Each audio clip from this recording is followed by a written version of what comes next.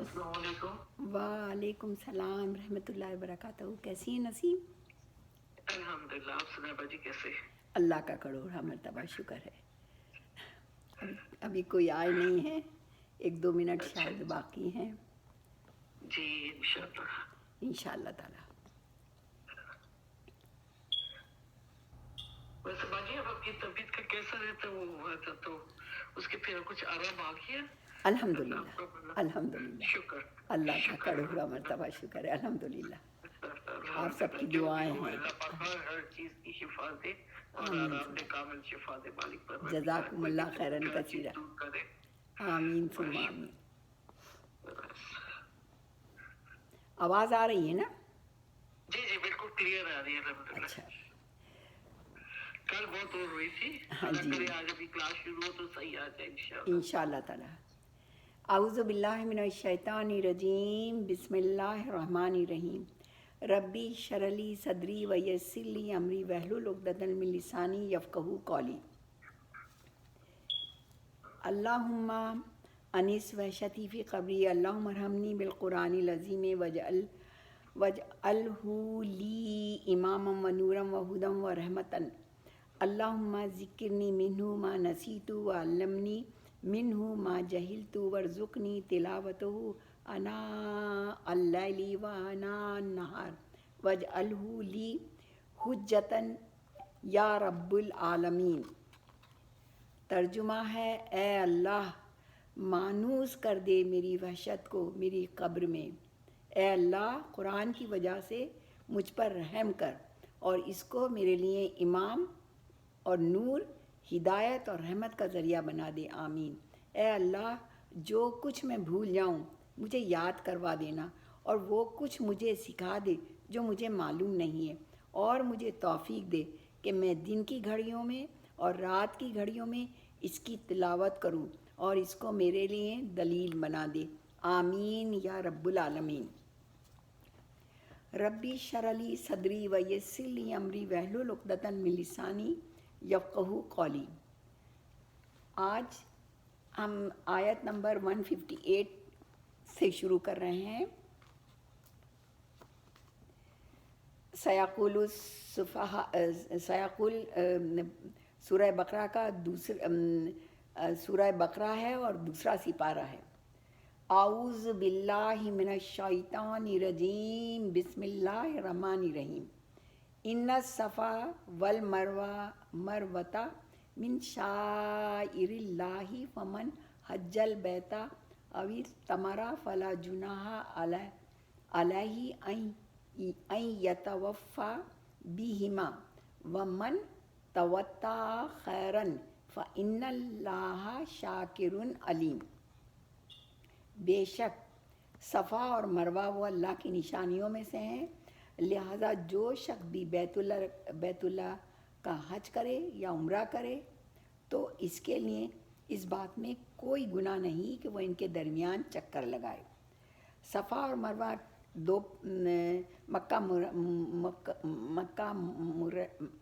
मक्का मुकर्रमा की दो पहाड़ियाँ हैं। जब हज़रत इब्राहीम अलैहिस्सलाम अपनी अहलिया, अब देखिए ये वाक़या है कौन सा, जब हज़रत इब्राहीम अलैहिस्सलाम अपनी अहलिया यानी अपनी ज़ौजा हज़रत हाजरा को अपने दूध पीते साहबजादे इस्माइल अलैहिस्सलाम के साथ छोड़कर गए तो हज़रत हाजरा पानी की तलाश में इन पहाड़ियों के दरमियान दौड़ी थीं। हज और उम्रा में अल्लाह ताला ने इनके दरमियान सही करना वाजिब करार दिया है। अगरचे सही वाजिब है, मगर यहाँ कोई गुनाह नहीं कि अल्फाज इसलिए इस्तेमाल किए गए कि ज़माना जाहिलियत में यहाँ दो बुत रख दिए गए थे जो अगरचे बाद में हटा दिए गए, मगर बाद सहाबा को ये शक हुआ कि शायद इन पहाड़ियों के दरमियान दौड़ना जाहिलियत की निशानी होने की वजह से गुनाह हो। आयत ने ये शक दूर कर दिया। नसीम, आवाज़ आ रही है? बिल्कुल आ रही बाजी, साफ आ रही। अच्छा। अल्हम्दुलिल्लाह। आऊज़ु बिल्लाहि मिनश शैतानिर रजीम, बिस्मिल्लाहिर रहमानिर रहीम। इन्नल लज़ीना यक्तुमूना मा अनज़लना بینات والہدا من بعد ما بینہ للناس فی الکتاب اولئک یلعنہم اللہ ویلعنہم اللاعنون الا الذین تابوا واصلحوا وبینوا فاولئک اتوب علیہم وانا التواب الرحیم۔ بے شک وہ لوگ جو ہماری نازل کی ہوئی روشن دلیلوں اور ہدایت کو چھپاتے ہیں، یعنی کون لوگ؟ جو یہ سب کچھ اللہ نے جو بتا دیا اس کو چھپاتے ہیں، تو ایسے لوگوں پر اللہ بھی لعنت بھیجتا ہے۔ اشارہ ان یہودیوں اور عیسائیوں کی طرف ہے جو پچھلی آسمانی کتابوں میں مذکورہ ان بشارتوں کو چھپاتے تھے جو حضرت صلی اللہ علیہ وسلم کے بارے میں نازل ہوئی تھی، ان لوگوں پہ لعنت کی گئی ہے۔ جی اس کا میسج آیا افروزہ کا کہ مجھے آواز نہیں آ رہی آپ کی۔ کیا؟ افروزہ کا میسج آیا ہے کہ آپ کی آواز اب کو نہیں جا رہی۔ تو اب میں کیا کروں؟ آپ کو تو آ رہی ہے نا، جی الحمدللہ۔ تو آپ ان کو بتا دیجئے، وہ مجھے بھی کال کرتی ہیں، اور پھر جب میں کسی کا فون اٹھاتی ہوں نا تو پھر میری ہاں سب کو، وہ ان کو نہیں آتی ہے، وہ ہمیشہ کال کرتی ہیں، سب ڈسٹرب ہو جاتے ہیں۔ اچھا اچھا، تو عزت تو تم ہی بتا دو، مجھے عزت تو نہیں اس کا نمبر وغیرہ پتا، تم بتا دو۔ اوکے، اللہ حافظ۔ اعوذ باللہ من الشیطان الرجیم، بسم اللہ الرحمن الرحیم۔ بے شک وہ لوگ جو ہماری نازل کی ہوئی روشن دلیلوں اور ہدایت کو چھپاتے ہیں، باوجود کہ ہم انہیں کتاب کھول کھول کر لوگوں کو بیان کر چکے ہیں، تو ایسے لوگوں پر اللہ لعنت بھیجتا ہے، یعنی یہ لعنت جو اشارہ ہے یہودیوں اور عیسائیوں کی طرف ہے۔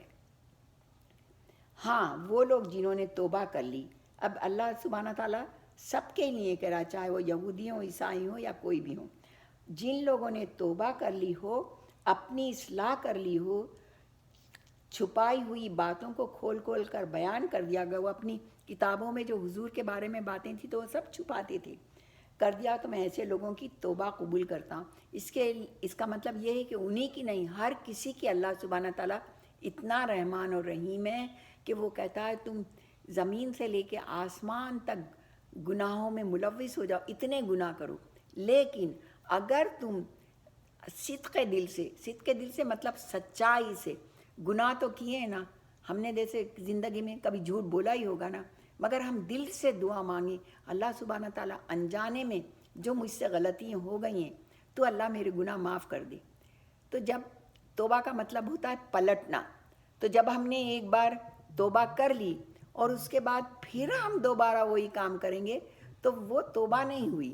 یعنی اگر میں نے معافی مانگ لی ہے کہ اللہ جو انجانے میں بچپن میں کبھی مجھ سے جھوٹ یا وغیرہ ایسی غلط چیز ہو گئی ہے تو میں تجھ سے توبہ استغفار کرتی ہوں، مجھے تو معاف کر دے، اللہ سبحانہ تعالیٰ نے معاف کر دیا۔ اب وہ معافی تو مجھے ہو گئی، معافی تلافی ہو گئی، ہم تو عام زندگی میں یہی کرتے ہیں، معافی مانگ لی پھر دوسری بار وہی کام کرتے ہیں، تو اس طرح جو ہے وہ معافی نہیں ہوتی۔ معافی کا مطلب یہ ہے کہ اب تم دوبارہ وہ چیز نہیں کرو گے، اگر دوبارہ وہی چیز کی تو اللہ سبحانہ تعالیٰ وہ رحمان رحیم ہے، معاف کر دے، مگر وہ یہ کہتا ہے کہ ایک بار توبہ کرنے کے بعد، ایک بار معافی مانگنے کے بعد دوبارہ وہ کام مت کرو۔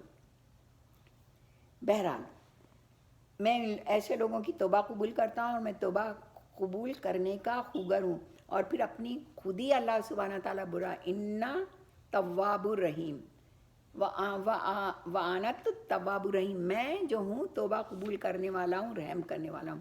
سبحان اللہ۔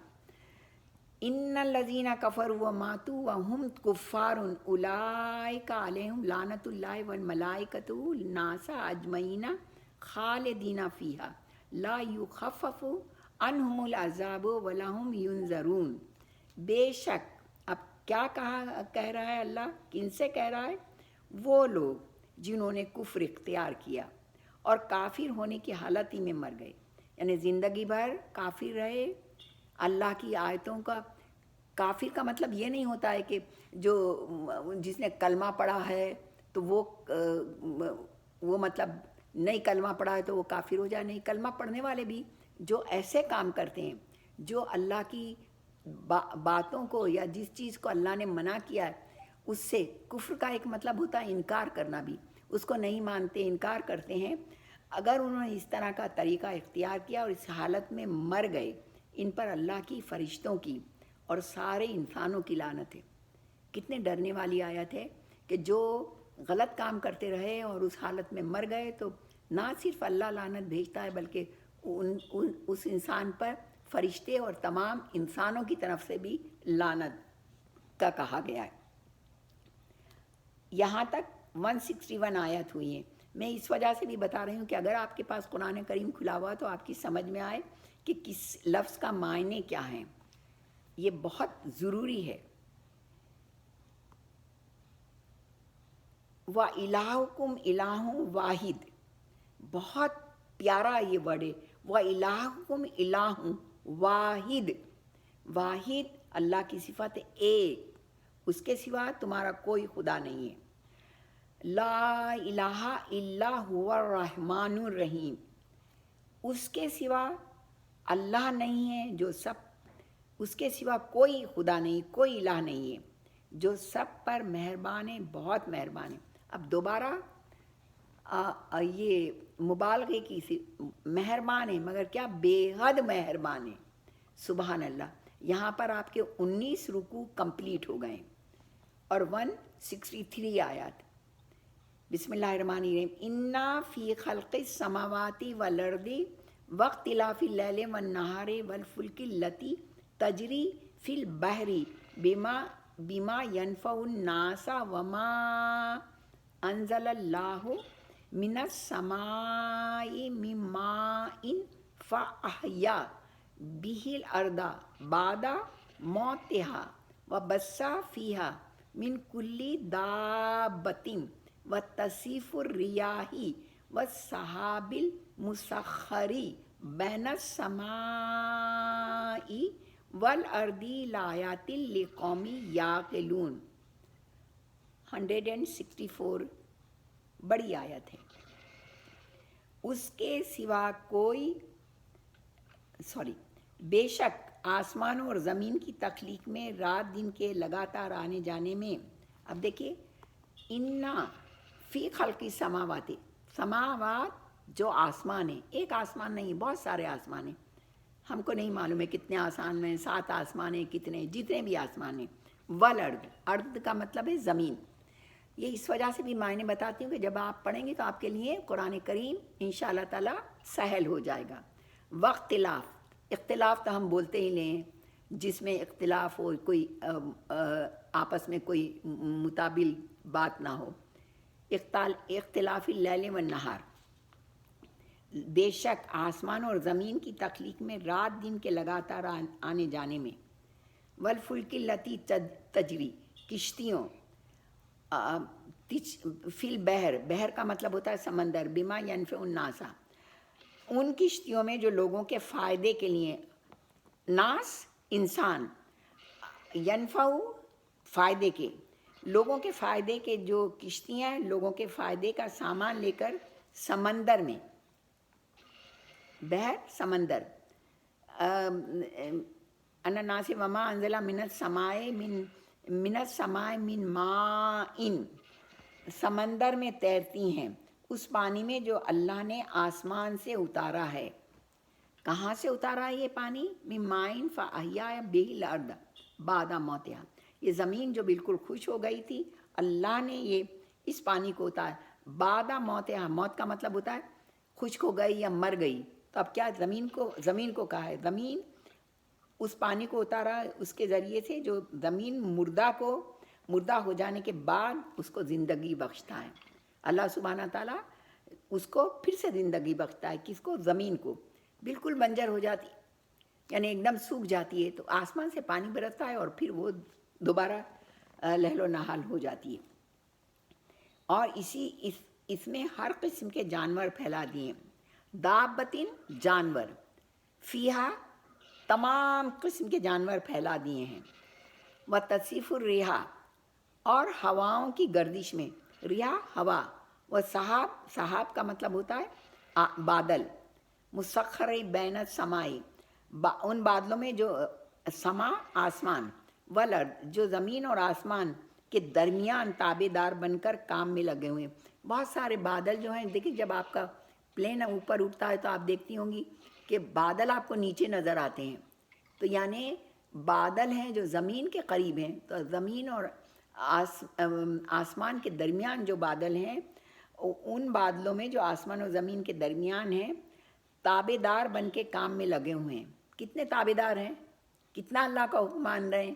اللہ چاہے تو ایک دم برس پڑیں، اللہ چاہے تو ایک دم جل تھل ایک ہو جائے.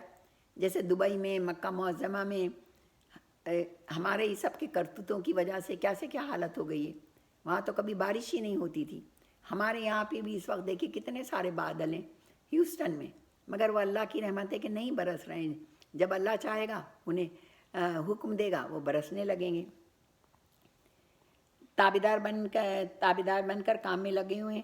اب کیا اللہ سبحانہ تعالیٰ کہہ رہا ہے یہ تمام باتیں کن کے لیے؟ والارض لآیات. یہ جو آیات کا ایک مطلب ہوتا ہے، ایک تو یہ آیت ہوتی ہے جو آپ پڑھیں گے تو آپ کہیں گی فی الارض، یہ لیلاف قریش یا جو کچھ بھی ہے یہ آیت ہے. اور ایک آیت کا مطلب ہوتا ہے نشانی. یاد رکھیے آیت کے دو مطلب ہیں قرآن میں اس طرح سے بتایا، کیونکہ عربی زبان بہت فصیح اور بلیغ ہے. یہاں پہ آیت کا مطلب ہے یہ نشانیاں ہیں. لی قومی، کن کے لیے؟ یعقلون، جو عقل سے کام لیتے ہیں. یعقلون، عقل سے کام لیتے ہیں، ان کے لیے نشانیاں ہیں نا. سارے ہی لوگ آسمان کو دیکھ رہے ہیں، سارے ہی لوگ سورج کو دیکھ رہے ہیں، چاند کو دیکھ رہے ہیں. یہ مسلمان بھی، جوئش بھی، یہودی بھی، سب. کون اس بات پہ غور کرتا ہے؟ یہ تو اللہ سبحانہ تعالیٰ نے مجھے اور آپ کو یہ قرآن کریم کے ذریعے عقل اور سمجھ عطا فرمائی کہ جب ہم بادلوں کو دیکھیں تو ہم سوچیں کہ اچھا یہ بادل جو ٹکے ہوئے ہیں، اگر اللہ چاہے تو ایک منٹ میں یہ ان کو حکم ہو اور وہ بادل برس پڑے. تو یہ کون ہیں؟ یہ عقل والے ہیں. عقل والے وہ نہیں ہیں یعنی جو کتنی ساری سمجھ اور عقل ہے دنیا میں بہت سارے لوگوں کو، مگر وہ اس عقل سے کام نہیں لیتے. یعنی اللہ نے جو کچھ بیان کیا ہے قرآن کریم میں، کیونکہ یہ تو قرآن پڑھیں گے تو ہماری عقل اور سمجھ اس طرف جائے گی نا. ہم تو قرآن پڑھ ہی نہیں رہے ہیں، اور اگر پڑھ بھی رہے ہیں تو عربک میں پڑھ رہے ہیں، ہماری تو کچھ سمجھ میں ہی نہیں آتا. تو یہ ان لوگوں کے لیے نشانیاں جو عقل سے کام لیتے ہیں. اللہ تعالیٰ نے قرآن کریم میں جگہ جگہ کائنات کے ان حقائق کی طرف توجہ دلائی.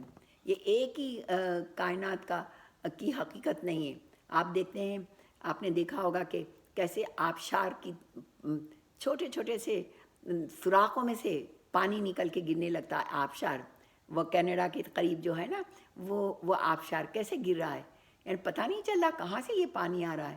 تو یہ آبشار ہیں، یہ پہاڑ ہیں جو وہ سلائیڈنگ ہوتی ہے، جو تودے کے تودے برف کے وہ گرنے لگتے ہیں. ابھی دیکھیں وہاں مدینہ معظمہ کے قریب کیسے وہ پہاڑ پورے کے پورے پہاڑ پھسل گئے ہیں، کیسی تباہی اور بربادی آ رہی ہے.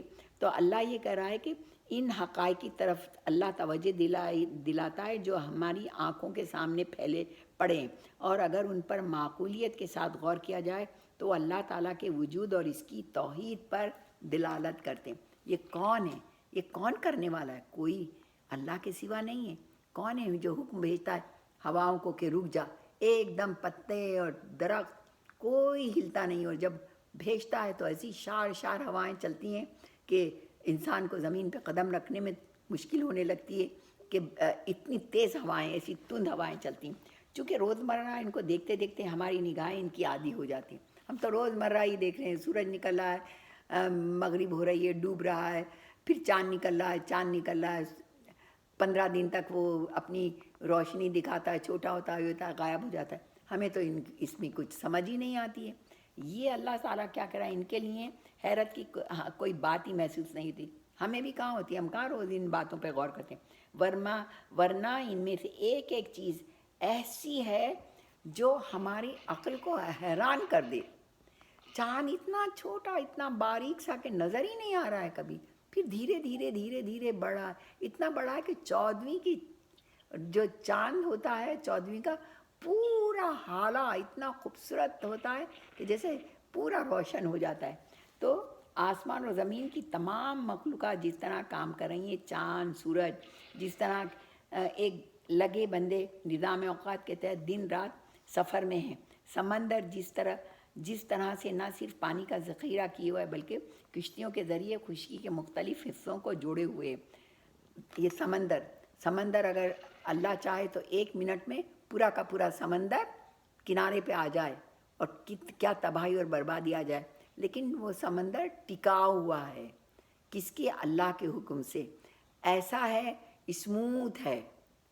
اور پھر اس کے اوپر ایسا سمندر، اس میں پھر کشتیاں ملا چلاتے ہیں، بڑے بڑے جہاز چلتے ہیں، کیونکہ وہ اسموتھ ہے، اس میں کوئی بھنور نہیں آ رہے، ورنہ تو بھنور آئیں گے تو وہ جہاز ڈوب جائیں گے. ان کشتیوں کے ذریعے سے خشکی کے حصوں کو جوڑتا ہے، ان کی ضروریات کا سامان ایک جگہ سے دوسری جگہ لے جانے میں منتقل کرتے ہیں. کشتیوں کے ذریعے بادل اور ہوائیں جس انداز میں انسانوں کی زندگی کا سامان مہیا کر رہے ہیں، ان سب چیزوں کے بارے میں بدترین حماقت کے بغیر بھی یہ سمجھنا ممکن نہیں ہے کہ یہ سب کچھ خود بخود کسی خالق کے بغیر ہو رہا ہے. اب جو بیوقوف ہیں، جو احمق ہیں، وہ تو یہ کہہ رہے ہیں ہاں یہ تو ہو رہا ہے، مگر کون کر رہا ہے؟ اس کا کرنے والا کون ہے؟ کوئی ایک ہے نا، اور وہ کوئی 2 نہیں ہے. اگر 2 ہوتے تو ایک کہیں بھی 2 حکمران ہوں گے. دیکھیں، حکمران ایک ہی ہوتا ہے تو وہ نظام صحیح چلتا ہے.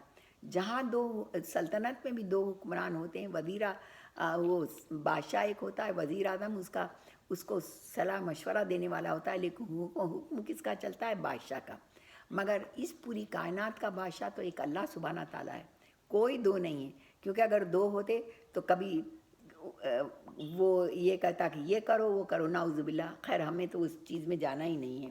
تو یہ سب کچھ جو بیوقوف لوگ ہیں نہیں سمجھ پاتے کہ یہ سب کچھ خود بخود کسی خالق کے بغیر، خالق یعنی جو پیدا کرتا ہے، اسی نے پیدا کیا ہے نا، اللہ سبحانہ تعالیٰ نے.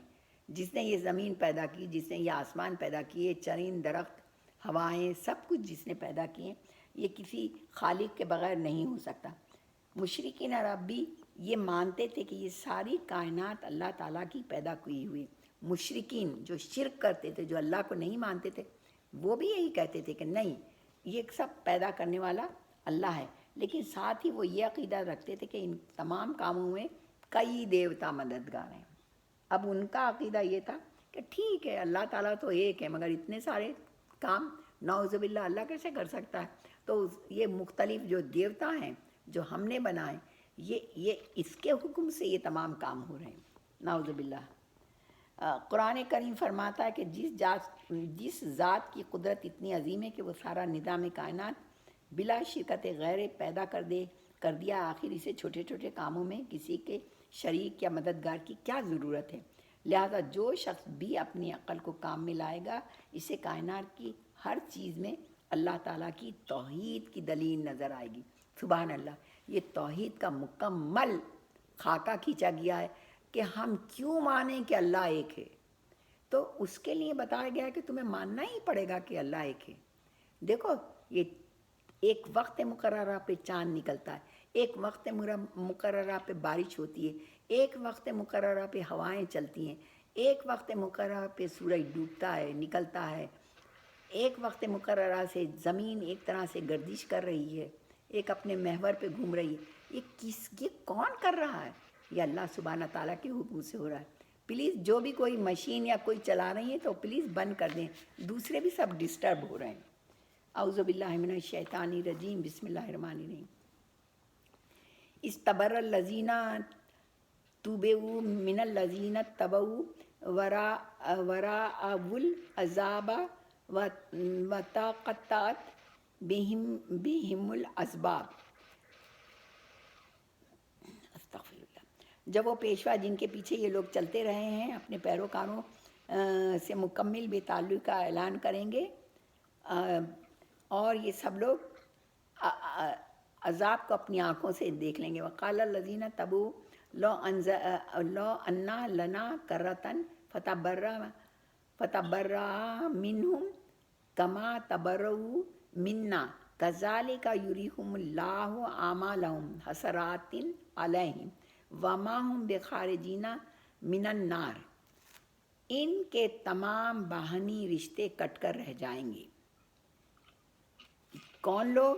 جو اس طرح سے باتیں کر رہے ہیں، اور جنہوں نے ان پیشواؤں کی پیروی کی تھی وہ کہیں گے کہ کاش ہمیں ایک مرتبہ پھر دنیا میں لوٹنے کا موقع دیا جائے، تو ہم بھی ان پیشواؤں سے اسی طرح بے تعلقی کا اعلان کریں گے جیسے انہوں نے ہم سے بے تعلقی کا اعلان کیا ہے۔ اس طرح اللہ انہیں دکھا دے گا کہ ان کے اعمال آج جو وہ کام کر رہے ہیں، اس دن ان کو ان کے اعمال ان کے لیے حسرت ہی حسرت بن جائیں گے، اور اب وہ کسی صورت سے دوزخ سے نکلنے والے نہیں ہیں۔ یا ایھا الناس کلوا مما فی الارض حلالا طیبا ولا تتبعوا خطوات الشیطان انہ لکم عدو مبین انما یامرکم بالسوء والفحشاء وان تقولوا علی اللہ ما لا تعلمون۔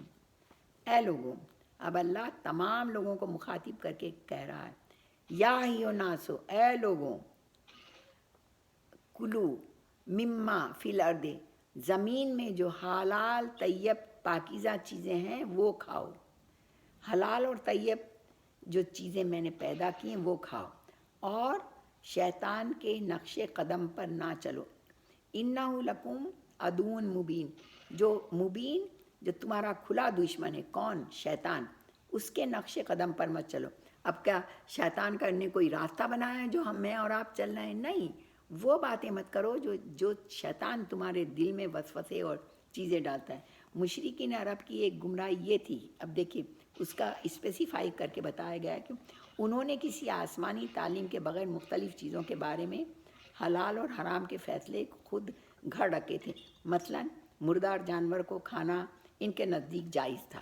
اب انہوں نے خود یہ فیصلہ کر لیا تھا کوئی بات نہیں کہ جانور مردہ ہو گیا تو ہم اسے کھا سکتے ہیں، مگر بہت سے حلال جانوروں کو انہوں نے اپنے اوپر حرام کر لیا تھا، خود بخود کر لیا تھا، جس کی آئندہ تفصیل سورہ انعام میں انشاءاللہ تعالیٰ آئے گی۔ یہ آیت ان کی گمراہی کی تردید میں نازل ہوئی ہے کہ یہ جو گمراہ ہیں ان کی تردید کی گئی ہے کہ یہ جو انہوں نے اپنے آپ حلال اور حرام کا تصور کیا ہے یہ غلط ہے۔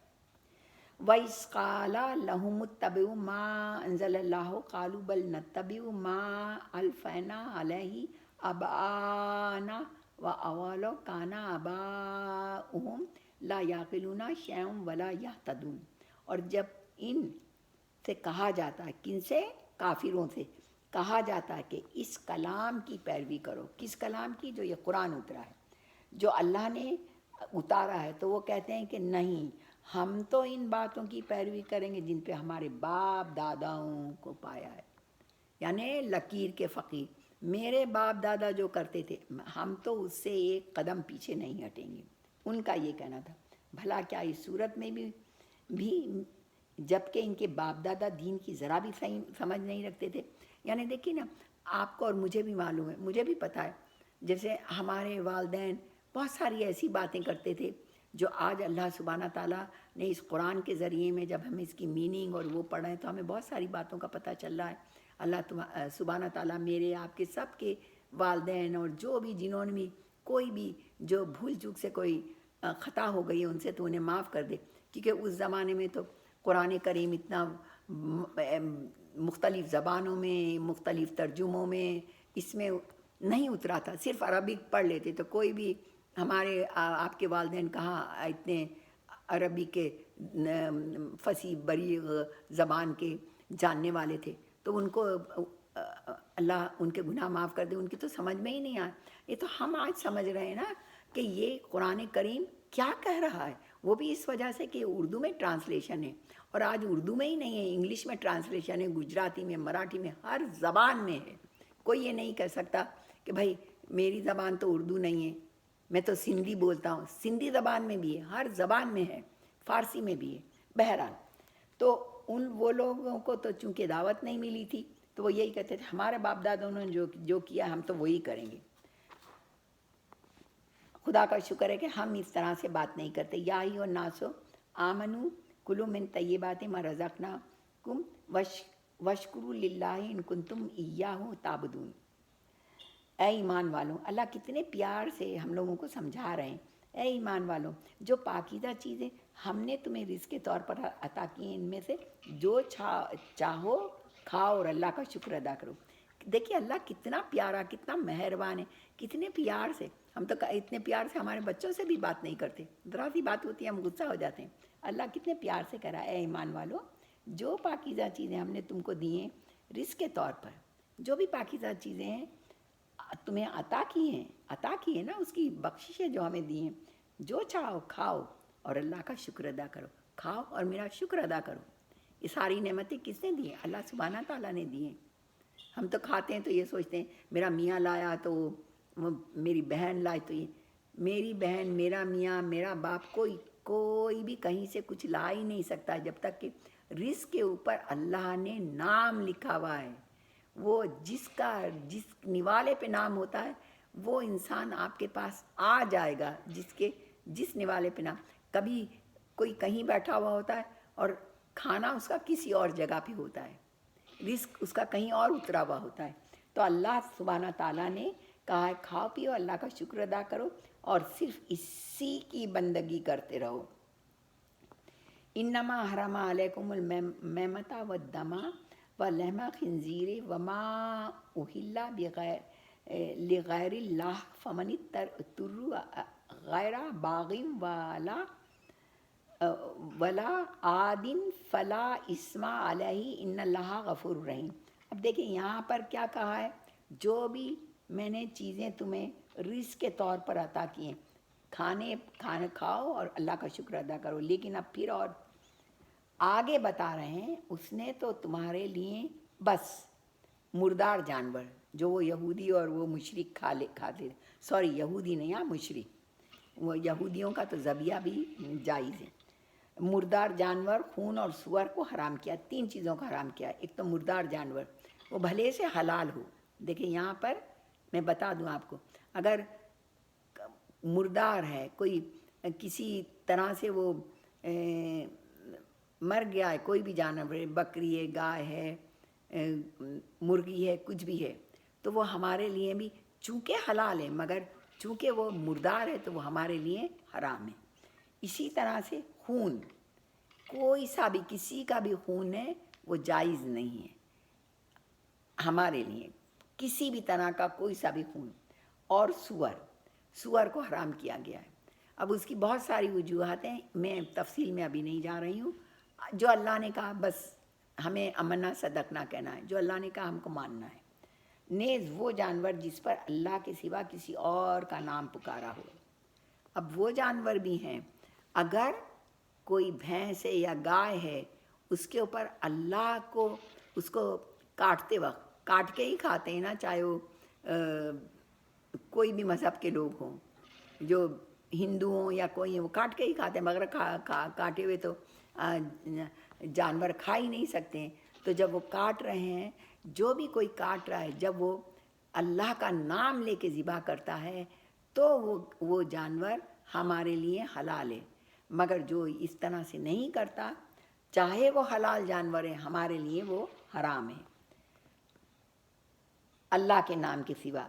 इस आयत में तमाम हराम चीज़ों का बारे में बताना बहुत मुश्किल है, बल्कि मकसद ये जताना कि जिन जानवरों को हराम समझ रखा है वो तो अल्लाह ने हराम नहीं किए हैं। जो तुम ज़बरदस्ती इन लोगों ने उड़ाया है मुशरिकों के, ये हराम है, वो तुम ख्वाह मख्वाह इनकी हुर्मत अल्लाह के दिन में लगा रहे हो। अलबत्ता ऐसी चीज़ें जिनको तुम हराम नहीं समझते मगर अल्लाह ने इन्हें हराम करार दिया, हराम चीज़ें वो नहीं हैं जो तुम समझ रहे हो।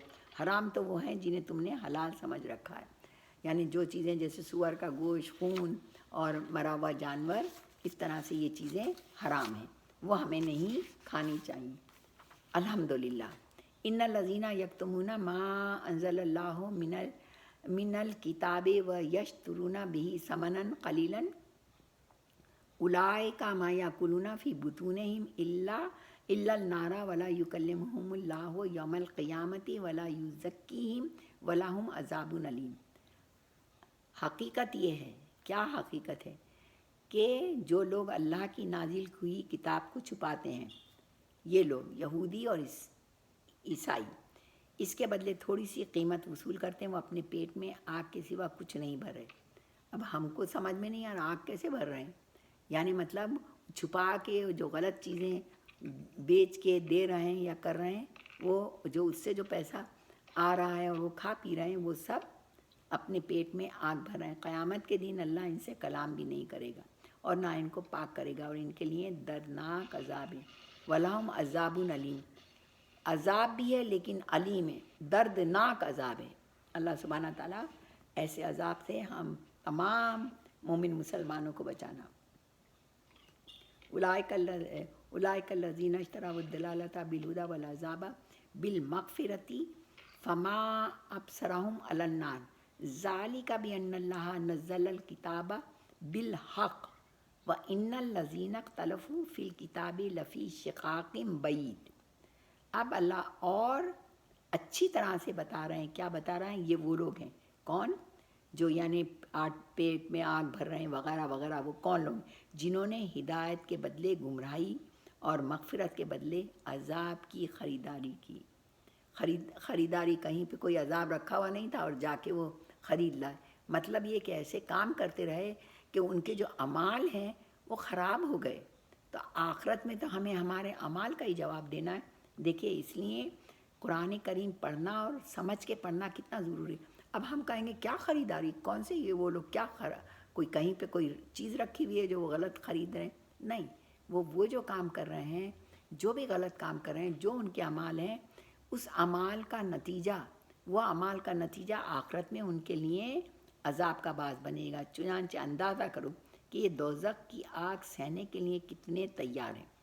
یعنی کیا یہ تیار ہیں کہ وہ دوزخ کی عذاب جس کا ایندھن انسان اور پتھر بنیں گے، یعنی اس طرح سے وہ جلائی جائے گی، تو کیا یہ سوچ رہے ہیں کہ یہ ایسے ہی اللہ نے جو کہہ دیا ہے وہ کرے گا؟ نہیں. پھر یہ سب کچھ اس لیے ہوگا کہ اللہ نے حق پر مشتمل کتاب اتاری ہے. حق کے ساتھ یہ کتاب اتری ہے. ہر بات میں تفصیل سے بتا دیا گیا ہے کہ مجھے اور آپ کو کیا کرنا ہے.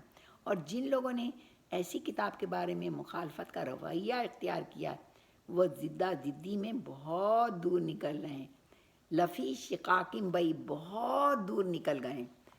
ضلالت میں اور اللہ کی رحمت سے بہت دور نکل گئے ہیں.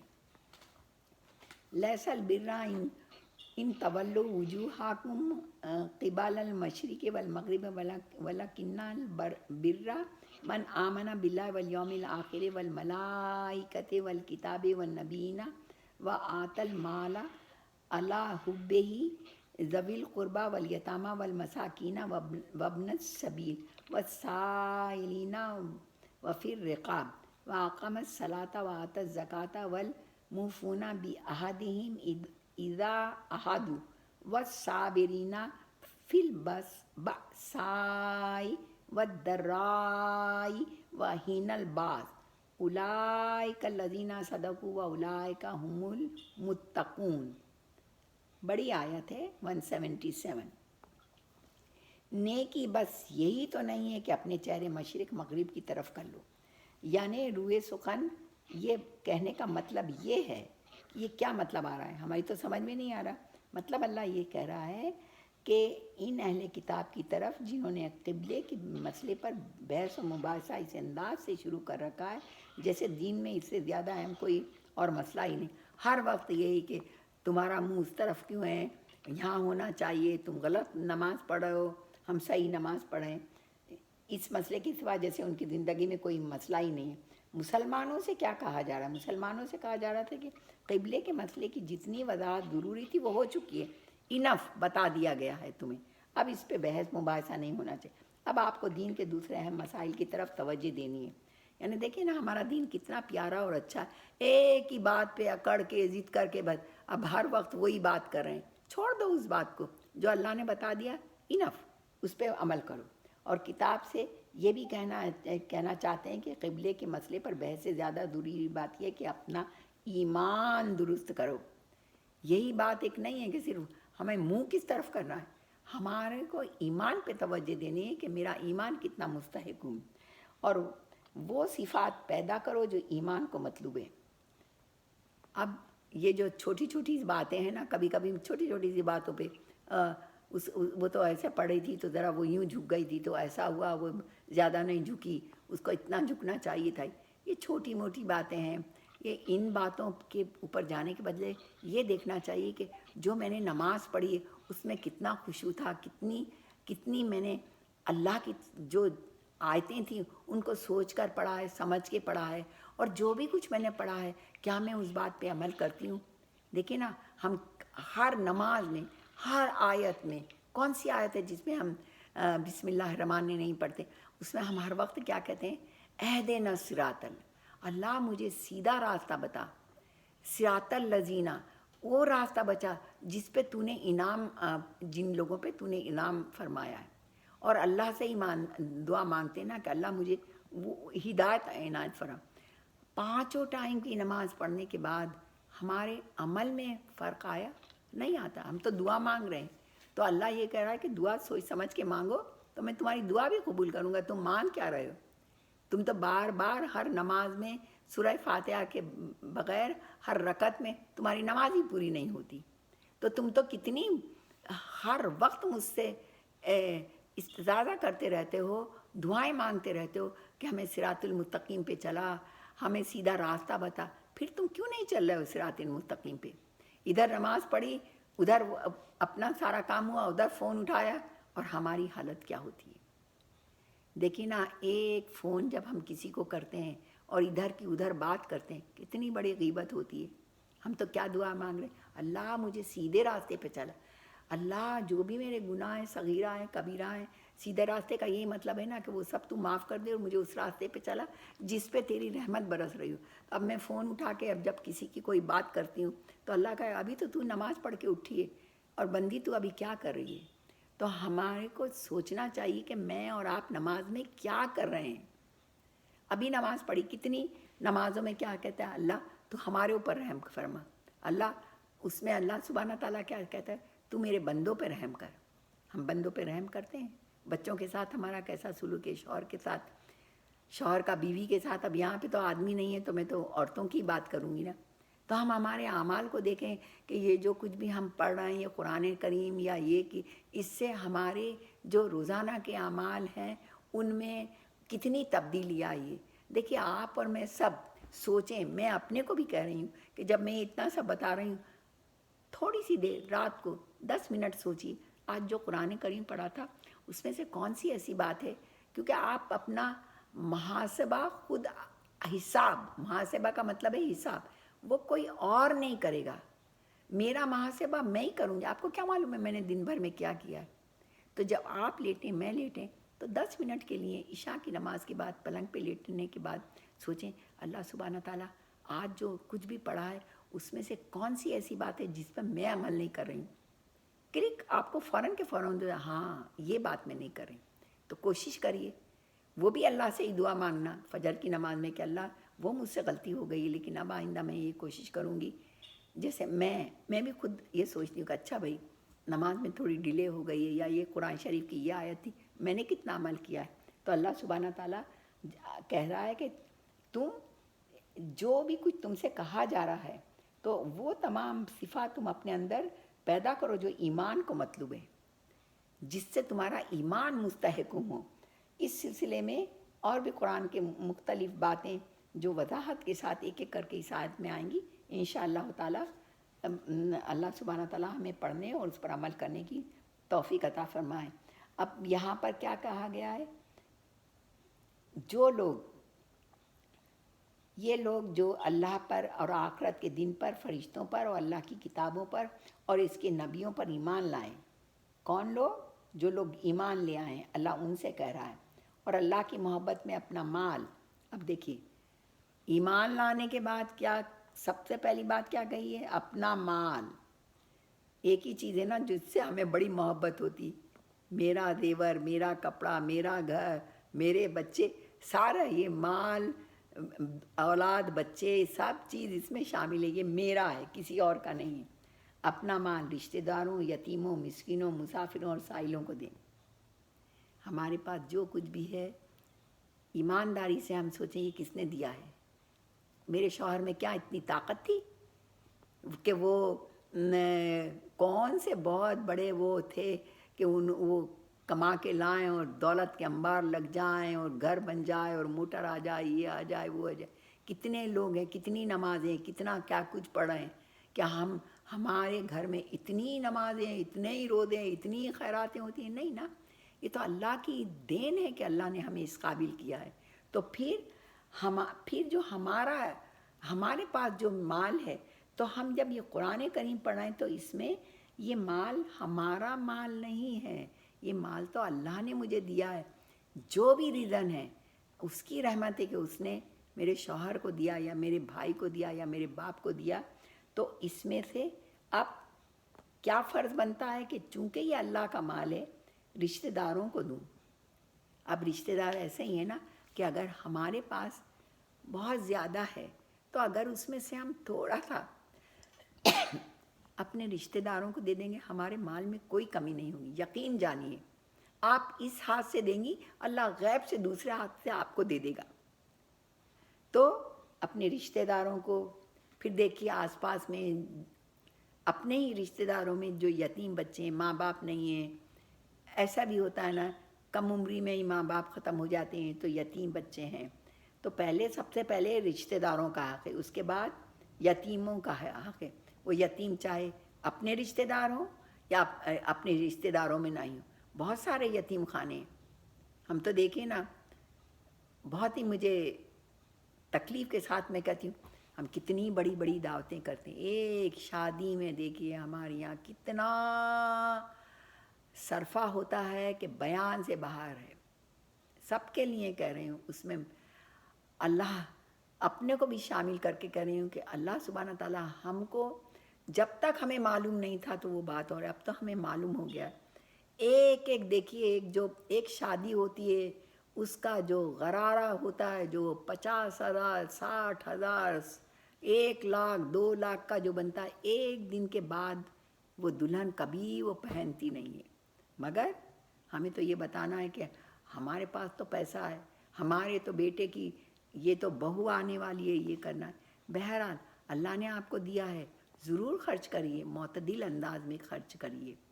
دیکھیے، جب میں کبھی سنتی ہوں تو فرحت حاتمی، اللہ ان کو زندگی تندرستی دے، انہوں نے کیسی اپنی بیٹیوں کی شادی کی، پتہ بھی نہیں چلا۔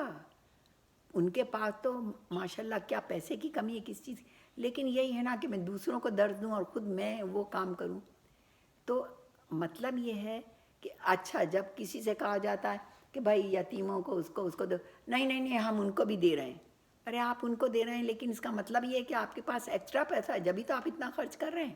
جو کام تھوڑی سی اس میں ہو سکتا ہے، دیکھیے دعوت، ٹھیک ہے، دعوت کرنا، کھلانا، یہ بہت بڑا کار ثواب ہے، اور اس میں بہت زیادہ فضیلت ہے، اور بہت آپ کو اللہ سبحانہ تعالیٰ اس میں آپ کو نعمت عطا فرماتا ہے۔ مہمان نوازی بہت اچھی بات ہے، لیکن مگر وہ مہمان نوازی ہمارے یہاں کتنا کتنا کھانا پھکتا ہے، ایمانداری سے سوچئے، کیونکہ وہاں پہ جو 7 ڈشیں رکھی ہوئی ہیں، تو میں تو کھڑے ہو کے ہر ڈش لوں گی، یہ مرغی یہ اس طرح کی ہے، وہ مرغی اس طرح کی ہے، یہ گوشت ایسا فرائی کیا ہوا ہے، وہ گوشت اس طرح کا، یہ کیا ہے، کہاں جا رہے ہیں ہم لوگ؟ ایک آپ عمدہ قورمہ کچھ رکھیے، میں اپنی وجہ سے نہیں کری، لیکن سوچئے، اور وہی جو آپ نے 10,000، ایک مختصر بات کری، 10,000 میں جو تھوڑا سا کھانے کا کیا ہے، اگر وہ آپ 2,000 میں 3,000 میں عمدہ کر دیتی ہیں تو بھی کچھ نہیں۔ لوگ یہی کہیں ہے ان کے بیٹے کی شادی تھی تو انہوں نے تو بس اتنا سا ایک قورمہ تھا اور ایک رکھا، لوگوں کو بولنے دیجیے۔ آپ یہ سوچئے کہ یہ 10,000 تھے، اس میں سے 7,000 میں اللہ کے لیے، اللہ کے کاموں میں دے دوں گی، میں یتیم خانے میں بھجوا دوں گی۔ بہرحال اپنا اپنا طریقہ ہے، یتیموں، مسکینوں، مسافروں اور سائلوں کو دیں، سائل یعنی مانگنے والوں کو دیں، اور ان غلاموں کو آزاد کرانے میں خرچ کریں۔ غلاموں کو آزاد، اس زمانے میں تو غلام ہوتے تھے، تو حضور صلی اللہ علیہ وسلم اور آپ لوگ جیسے حضرت بلال حبشی کو بھی، وہ بھی کہیں پہ مزدوری کرتے تھے پوری رات، کسی یہودی کے اس میں وہ کرتے تھے، اور پھر بھی ان کو تھوڑی سی کھجوریں ملتی تھی، تو حضور صلی اللہ علیہ وسلم نے ان کو آزاد کروایا تھا۔ تو آج کل تو غلام نہیں ہیں، لیکن دیکھیے اگر کسی بھی طرح سے کوئی بھی ذریعہ ہو تو ہم جیسے فلسطین اور ایسی جگہوں پہ، یا وہ چھوڑیے ہم وہاں نہیں بھیج سکتے ہیں، تو دیکھیے پاکستان میں کتنے سکھر یا پتہ نہیں کون سا کھار کا علاقہ ہے بولتے ہیں، وہاں پر اتنی غریبی ہے کہ وہاں پانی پینے کو بھی نہیں ہے۔ ایسے ہی انڈیا میں بھی بہت ساری جگہیں ہیں۔ تو جو بھی کچھ ہو سکے کوشش کریے اپنے ذریعوں سے کہ جس طرح سے بھی ہو، جو بھی پیسہ ہو ہم وہاں بھیجیں۔ یتیم خانے تو سب کو معلوم ہے نا، اب آپ جو بھی آرگنائزیشن ہے انہیں بھیج دیجیے۔ اب پھر ہم یہ سوچتے ہیں ہمارا تو دل ہی، میں نے تو اتنے $500 اٹھا کے بھیج دیے، پتہ نہیں وہ اپنی جیب میں رکھ لیں گے۔ ڈزنٹ میٹر، وہ اپنی جیب میں رکھ لیں۔ آپ کی تو نیت یہ تھی کہ آپ نے تو یتیم بچوں کے لیے بھیجا تھا نا، اب کوئی اپنی جیب میں رکھ لے، کچھ بھی کر لے۔ ہماری نیت یہ ہونا چاہیے، اللہ میں اس کام کے لیے بھیج رہی ہوں، اللہ تو میری نیت کا، ہم جب نماز میں نیت کرتے ہیں تو اللہ میری نیت دیکھتا ہے کہ میں کیا نیت کر رہی ہوں۔ روزے کی ہم نیت کرتے ہیں، صرف نیت کا دار و مدار ہے نا، تو ہم نے تو نیت کر لی، اس کا ثواب ہمیں انشاءاللہ تعالیٰ مل جائے گا۔ اب ان تمام باتوں کے بعد اب کیا آ رہا ہے؟ نماز قائم کریں۔ دیکھیے وَأَقِیمُوا الصَّلَاةَ وَآتُوا الزَّکَاةَ، اب پھر کہا جا رہا ہے نماز قائم کریں۔ اب اس کا مطلب میں یہ نہیں کہہ رہی ہوں کہ آپ کہیں گے کہ اچھا یہ سارے کام کروں گی میں، نماز تو پھر دیکھی جائے گی، نہیں، استغفر اللہ، میرا یہ مطلب نہیں ہے، نہ یہاں پر قرآن یہ کہہ رہا ہے۔ مطلب یہ کہہ رہا ہے کہ تم یہ تمام تو کام کرو نا، پھر نماز قائم کرو۔ نماز میں تم کیا کہتے ہو؟ تم اللہ سے کیسی دعا مانگتے ہو؟ سیدھے راستے کی رہنمائی کروا، تو یہ تمام سیدھے راستے ہیں، پہلے ان پہ تو چل کر آؤ، پھر نماز تو تم پڑھو گی، تمہاری نمازیں بھی قبول ہوں گی۔ اور زکوٰۃ ادا کریں۔ اب دیکھیے پہلے ہی کہہ دیا ہے کہ اپنا مال رشتہ داروں میں، یتیموں میں، اس میں خرچ کرو، اب پھر زکوٰۃ کا ذکر کیوں آئے؟ پھر سے مجھے اور آپ کو بتایا جا رہا ہے کہ وہ جو تم خرچ کرو گی وہ ثواب کی نیت سے کرو گی، اللہ اس کا ثواب تمہیں دے گا، کیونکہ تمہارے پاس تو اتنا ایکسٹرا پیسہ ہے، یہ ہے وہ ہے، تم کر رہی ہو۔ اب یہاں پہ کیا گیا ہے؟ زکوٰۃ دو۔ زکوٰۃ جو تمہارے پاس جو گھر ایکسٹرا ہے، جس کا تم کرایہ لیتی ہو، جو 4-5 گاڑیاں کھڑی ہوئی ہیں، وہ جو بلڈنگیں ہیں، یہ جو بھی ایکسٹرا چیزیں جو تم استعمال نہیں کر رہے ہو، بعض دفعہ کہا گیا کہ جو زیور پہننے کے جو پہن رہی ہوں میں اس کے اوپر نہیں ہے، مگر 2 فتوے ہیں، وہ بعض مفتیوں نے یہ کہا کہ نہیں، جو آپ پہن رہی ہیں اس پہ بھی دیجئے، جو بینکوں میں رکھا ہوا ہے اس پہ بھی دیجئے۔ ہمارا تو کتنا زیور بینکوں میں رکھا ہوا ہے، ہم دیتے ہیں زکوٰۃ۔ اللہ سبحانہ تعالیٰ سب سے پہلے تو مجھے دینے کی توفیق عطا فرمائے، کیونکہ ہم تو کہتے نہیں ارے میں نے تو اتنا دے دیا، بہت ہو گیا، نہیں، وہ تول کر کتنے تولے ہے، وہ چاندی ہے، اس کو سب کو تول کر اس کی زکوٰۃ، اس کے اوپر زکوٰۃ نکلتی ہے۔ جو بھی چیز میرے پاس ایکسٹرا ہے اس کے اوپر، جو آپ کے پاس ایکسٹرا ہے اس کے اوپر زکوٰۃ نکلتی ہے۔ سوچئے اگر ہم سب پاکستان میں، ہندوستان میں اور جو تمام مسلم ممالک ہیں وہ زکوٰۃ نکالیں، اتنی زکوٰۃ ہوگی کہ میں کہتی ہوں کوئی دنیا میں کوئی مسلمان غریب رہے گا ہی نہیں۔ مگر ہمارے میں ایسا کوئی اب تک ایسی کوئی وہ بنا نہیں ہے، کوئی کسی طرح سے کوئی ایسی، تھوڑا بہت ہے مگر وہ آٹے میں نمک کی برابر ہے۔ سوچئے مسلمان تو کتنا امیر ہے، کتنے پیسے ہیں اس کے پاس، اس کی بنسبت آپ دیکھیے آغا خانی، حالانکہ میں ان کی اس لیے تعریف نہیں کر رہی ہوں کیونکہ وہ تو آغا خان کو مانتے ہیں، لیکن ان کے یہاں کوئی یہ غریب نہیں ہے۔ ارے اللہ، آپ دیکھیے کوئی کسی اسماعیلی کو پوچھ کے دیکھ لیجئے، کوئی غریب نہیں ہے، وہ تو ان کے جو جماعت خانے ہیں وہ ذرا پتہ چلتا ہے کہ اچھا یہ اس کو۔ اسی طرح سے یہ بوری، یہ تو بڑے اچھے مسلمان ہوتے ہیں اور میں ان سے میرا بہت تعلق رہا، ان کے یہاں بھی کوئی آپ کو بوری، فقیر، غریب کوئی نظر نہیں آئے گا۔ پھر کیا بات ہے کہ امت مسلمہ یہ بھی مسلم ہیں، مگر جو ہم آپ جیسے ہیں اردو اسپیکنگ یا جو پنجابی یا سندھی یا بنگالی جو وہ کیوں نہیں اس طرح کی جماعتیں بناتے۔ بہرحال اب زیادہ کہنا نہیں ہے، اللہ سبحانہ تعالیٰ سب سے پہلے تو مجھے اس پر وہ کام کرنے کی توفیق عطا فرمائے۔ اب وہ کیا کہتے ہیں، زکوٰۃ دیں، اور جب کوئی عہد کر لے تو اس عہد کو پورا کرے، کوئی بھی عہد کسی سے نہیں کرنا۔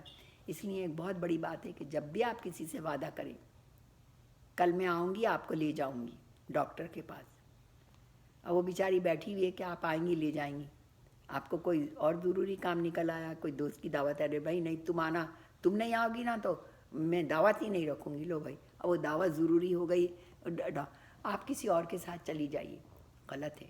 جو عہد کرو پورا کرو. مجبوری کی بات اور ہے کہ کوئی ایسی بات آپ پڑھیے کہ آپ کی گاڑی خراب ہو گئی تو آپ نہیں لے جا سکتی, ورنہ وعدہ ہی مت کریے. یہ تو ایک کہیں لے جانے کا اس کا بات ہے. بچوں سے بھی جھوٹے وعدے مت کریے. ہمارے بچے کیوں ہماری بات نہیں مانتے, ہم ان کو لارے لپے لگاتے ہیں, جھوٹی سچی باتیں کرتے. اچھا تم یہ کر لو گے نا, تمہارے اتنے نمبر آ جائیں گے نا تو میں تمہیں یہ چیز لیپ ٹاپ دلا دوں گی. اس کے بعد لیپ ٹاپ ختم. کسی بھی بات پہ بہانہ بنا کہ تم نے ایسا کیا. نہیں, بچوں سے ہر ایک سے جو بھی وعدہ کریں, کسی سے بھی وعدہ کریں, ہر ممکن کوشش کریں پورا کرنے کی. وہ بات اور ہے کہ ایکسٹریم کوئی حالت ہو کہ آپ نہیں کر سکتے, مجبوری کا نام تو صبر ہے. اپنے عہد کو پورا کرنے کے عادی ہوں, اور تنگی اور تکلیف میں کوئی سی بھی تنگی آئے, کوئی سی بھی تکلیف آئے, اور نیز جنگ کے اوقات میں صبر اور استقلال کے خوگر ہوں. تنگی اور تکلیف میں کیا کس چیز کا مظاہرہ کرنا چاہیے؟ صبر کا. ہو جاتا ہے ہاتھ تنگ, بزنس ہے اس میں کبھی کبھی نقصان ہونے لگتا ہے, نوکری چھوٹ جاتی ہے, تو ایسے حالات ہو جاتے ہیں کہ ہاتھ میں پیسہ نہیں ہوتا, تو صبر سے کام لے. رزق تو دینے والا وہ ہے, اس سے مانگیں ضرور دے گا. وہ بھوکا اٹھاتا ہے لیکن سلائے گا نہیں, کہیں نہ کہیں سے رزق کا بندوبست ہو جائے گا. اور استقلال کے خوگر ہوں, یعنی مستقل مزاجی چاہیے. یہ نہیں ہے کہ آج کے دن تو میں نے بہت توبہ تلہ کر لیے کہ میں ایسے اللہ کے حکم پہ چلوں گی, سب کچھ کروں گی, آج تو سب کام کر لیا, کل پھر میں نے نہیں کیا. استقلال کا یہ مستقل مزاجی سے وہ کام کرنا. تو ان کے لیے کیا کہا ہے؟ اولئک الذین صدقوا واولئک هم المتقون. ایسے لوگ جو سچے کہلانے کے متقی ہیں, یہی لوگ متقی ہیں. متقی جو اللہ سے ڈرنے والے. کون لوگ؟ جو اس طرح سے ڈر ڈر کے چلتے ہیں, جو سوچتے ہیں کہ جو بھی اللہ سے ہم نے وعدہ کیا ہے ہم اسے پورا کریں. یا ایھا الذین آمنوا کتب علیکم القصاص فی القتلی الحر بالحر والعبد بالعبد والانثی بالانثی فمن عفی له من اخیہ شیء فاتباع بالمعروف واداء الیہ باحسان ذلک تخفیف من ربہم ورحمۃ فمن اعتدی بعد ذلک فلہ عذاب علیم ولکم فی القصاص حیات یا اولی الالباب لعلکم تتقون. کتب علیکم اذا حضر احدکم الموت ان ترک خیرا للوصیۃ للوالدین والاقربین بالمعروف حقا علی المتقین. اے ایمان والو, بہت ہی پیار سے اللہ سبحانہ تعالیٰ نے آپ کو اور مجھ کو مخاطب کیا ہے. اے ایمان والوں, جو لوگ جان بوجھ کر ناحق قتل کر دیے جائیں ان کے بارے میں تم پر قصاص کا حکم فرض کر دیا گیا ہے, آزاد کے بدلے میں آزاد. اب یہ ہے کہ اگر کسی نے قتل کیا تو اس کا کیا ہے, مطلب کس طرح سے اس کا بدلہ لیا جائے گا. آزاد کے بدلے میں آزاد, غلام کے بدلے میں غلام, عورت کے بدلے میں عورت ہی کو قتل کیا جائے. قصاص کا مطلب ہوتا ہے برابر کا بدلہ لینا. یہ آپ یاد رکھ لیجئے. قصاص, اب کوئی پوچھے گا قصاص کیا ہے, اس کا مطلب کیا ہے, یعنی برابر کا بدلہ لینا. جو جیسا جس نے جس کو قتل کیا اسی طرح کا بدلہ لینا ہے. اس آیت میں حکم دیا گیا کہ اگر کسی شخص کو جان بوجھ کر ناحق قتل کر دیا جائے. اب دیکھیں یہاں پر جان بوجھ کر کسی کو قتل کر دیا, اور قتل کا جرم ثابت ہو جائے تو مقتول کے وارث کو حق حاصل ہے کہ وہ قاتل سے قصاص کا مطالبہ کرے. یعنی اگر جان بوجھ کر قتل کیا ہے تو قصاص کا مطالبہ کرنے کی اجازت ہے. جاہلیت کے زمانے میں اگرچہ قصاص تو لیا جاتا تھا, لیکن اس میں ناانصافی یہ تھی کہ انہوں نے مختلف انسانوں کو جو درجے اپنے خیال میں مقرر کرتے تھے, ان کے لحاظ سے اگر نچلے درجے کے کسی شخص نے اونچے درجے کے کسی آدمی کو قتل کر دیا تو ورثہ کا مطالبہ یہ ہوتا تھا کہ قاتل کی بجائے اس کے قبیلے کے کسی دوسرے آدمی کو قتل کیا. جو بڑے آدمی کا قتل ہوا ہے تو پھر اس طرح سے بے ایمانی کی جاتی ہے جو رتبے میں مقتول کے برابر ہو. چنانچہ اگر ایک غلام نے کسی آزاد آدمی کو قتل کر دیا تو مطالبہ یہ ہوتا تھا کہ ہم قاتل کے غلام کی بجائے کسی آزاد آدمی کو قتل کریں گے. اسی طرح اگر قاتل عورت ہو اور مقتول مرد ہو تو کہا جاتا ہے قاتل عورت کی بجائے قبیلے کے کوئی مرد کو قتل کر دیا جائے. اس کے برعکس اگر قاتل مقتول سے اوپر کے درجے کا ہو, مثلا قاتل مرد ہو اور مقتول عورت ہو, تو قاتل کا قبیلہ کہتا ہے کہ ہماری کسی عورت کو قتل کر دو. قاتل مرد سے قصاص نہیں لیا جائے گا۔ اس آیت نے جاہلیت کے ظالمانہ رسم کو ختم فرمایا اور اعلان کر دیا کہ جان ہر ایک کی برابر ہے، چاہے مرد ہو، چاہے عورت ہو، چاہے غلام ہو، چاہے مالک ہو، سب کوئی برابر ہے، اور قصاص ہر صورت میں قاتل ہی سے لیا جائے گا، چاہے وہ مرد ہو، عورت ہو، غلام ہو یا آزاد ہو۔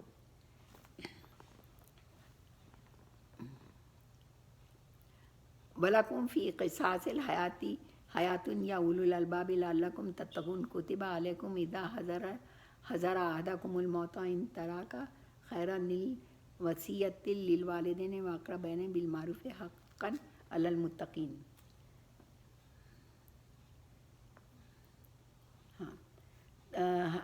آزاد کے بدلے میں آزاد، غلام کے بدلے میں غلام، عورت کے بدلے میں عورت ہی کو قتل کیا جائے۔ پھر اگر قاتل کو اس کے بھائی یعنی مقتول کے وارث کی طرف سے کچھ معافی دی جائے تو معروف طریقے کی مطابق خون بہا کا مطالبہ کرنا وارث کا حق ہے، اور اسے خوش اسلوبی سے ادا کرنا قاتل کا فرض ہے۔ یہ تمہارے پروردگار کی طرف سے ایک آسانی پیدا کی گئی اور ایک رحمت ہے۔ اس کے بعد بھی کوئی زیادتی کرے تو دردناک عذاب کا مستحق ہوگا۔ اے عقل والو، اب پھر کہا گیا کہ اگر تم عقل رکھتے ہو تو کیا کہا گیا ہے؟ تمہارے لیے قصاص میں زندگی کا سامان ہے، امید ہے کہ تم اس کی خلاف ورزی سے بچو گے۔ تم پر فرض کیا گیا کہ اگر تم میں سے کوئی اپنے پیچھے مال چھوڑ جانے والا ہو تو جب اس کی موت کا وقت قریب آ جائے وہ اپنے والدین، قریبی رشتہ داروں کے حق میں دستور کے مطابق وصیت کرے۔ یہ متقی لوگوں کے ذمے ایک لازمی بات ہے۔ مطلب یہ ہے اس آیت میں کہ جب مرنے والے کے ترکے میں وارثوں کے حصے متعین نہیں ہوئے تھے، چنانچہ اس آیت سے پہلے جب تک حصے مقرر، چنانچہ سارا ترکہ مرنے والے لڑکوں کو مل جاتا تھا۔ اس آیت نے یہ فرض قرار دیا کہ ہر انسان کے مرنے سے پہلے اپنے والدین، دوسرے رشتہ داروں کے حق میں وصیت کر جائے۔ یہ تو ہر ایک کا ہے، مجھے اور آپ کو سب کو وصیت کرنی چاہیے، اور یہ واضح رہے کہ ان میں کس کو کتنا حصہ دیا جائے گا۔ بعد میں سورہ نساء، اب جو سورہ نساء آئے گا نا، اس میں 11 اور 14 میں تمام وارثوں کی تفصیل اور ان کے حصے خود اللہ تعالیٰ نے مقرر کر دیے۔ یہ تو اس سے پہلے کی بات ہے کہ جب اللہ سبحانہ تعالیٰ نے مقرر حصے نہیں کیے تھے، سورہ نساء سے پہلے کی بات۔ اب اللہ تعالیٰ نے جو سورہ نساء میں اس میں حصے مقرر کر دیے ہیں۔ اس کے بعد جس وصیت کا اس آیت میں ذکر ہے وہ فرضی تو نہیں رہی، البتہ کسی شخص کے ذمے کوئی حق ہو تو اس کی وصیت کرنا بھی اب اس کے فرض ہے۔ یعنی اب یہ وصیت کرنا ہے اس انسان کو جس پہ مرنے سے پہلے اسے پتہ ہے کہ اب موت کا وقت قریب آنے والا یا یہ ہے یا بہت بیمار ہے، تو چلو اس کو معلوم ہے کہ میرے اوپر قرضے ہیں یا جو کچھ ہیں تو وہ اس کو پہلے ادا کرنا ہے۔ جو لوگ شرعی اعتبار سے وارث نہیں ہیں ان کے لیے اپنے ترکے کے ایک تہائی کے حصے سے زیادہ کی وصیت کریں۔ اب یہ بھی بتا دیا گیا کہ جو حصے کے جائز حقدار نہیں ہیں، یعنی بعض دفعہ کیا ہوتا ہے کہ جو پیسے والا ہے یا کوئی ہے اپنی اولاد سے اس کو کچھ کسی وجہ سے بھی کوئی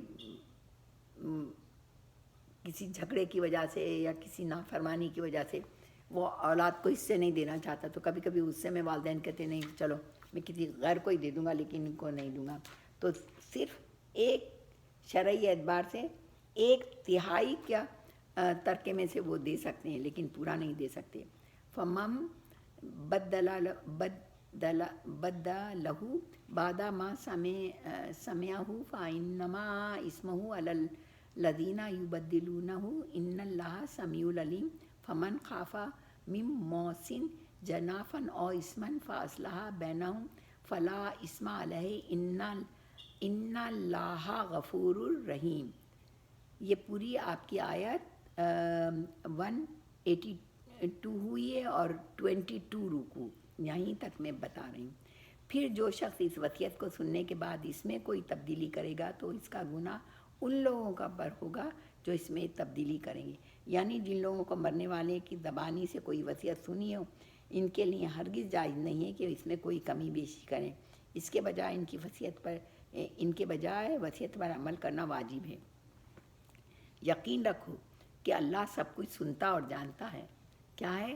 اللہ سمیع بھی ہے، علیم بھی، سننے والا بھی اور جاننا ہے۔ سمیع سننے والا، علیم جاننے والا۔ ہاں اگر کسی شخص کو یہ اندیشہ ہو کہ وصیت کرنے والا بے جا طرفداری کا یا گناہ کا ارتکاب کر رہا ہے، اگر سننے والا جو وصیت سن رہا ہے اسے لگ رہا ہے کہ نہیں یہ جو وصیت کر رہے ہیں یہ غلط کر رہے ہیں، ساری بیٹیوں کا حق کر دیا یا سارے بیٹوں کا حق کر کے بیٹیوں کو دے رہے ہیں، واٹ ایور، انہیں لگے، وصیت سننے والے کو لگے کہ یہ غلط کر رہے ہیں تو بیجا طرفداری یا گناہ کا ارتکاب کر رہا ہے، اور وہ متعلقہ آدمیوں کے درمیان صلح کرا دے تو اس پر کوئی گناہ نہیں۔ جب اسے معلوم ہو جائے، یعنی مطلب یہ کہ اگر کوئی وصیت کرنے والا ناانصافی سے کام لے اور کوئی اسے سمجھا بجھا کر اپنی وصیت میں مرنے سے پہلے تبدیلی کرنے پر آمادہ کر دے تو یہ جائز ہے، یعنی بتایا جا سکتا ہے۔ کبھی کبھی انسان کوئی پریشانی میں یا بچوں کی حکم عدولی میں یا بیوی سے ناراضگی میں یا اس طرح سے، یا شوہر کی ناراضگی میں بیوی اس طرح سے کوئی اپنی چیز کی وصیت کرے تو جو وصیت سننے والا یا لکھنے والا ہے تو وہ اس کو تھوڑا بہت تبدیلی پہ آمادہ کر سکتا ہے۔ تو یہاں تک جو ہے اب اس پہ کہا ہے کہ اس طرح سے درمیان صلح کر دے اس پر کوئی گناہ نہیں ہے، یعنی اس طرح سے کام جو کرے گا اس پر گناہ نہیں، بے شک۔ اب یہاں پہ کیا کہا گیا ہے؟ اللہ تعالیٰ بہت بخشنے والا، بڑا مہربان ہے۔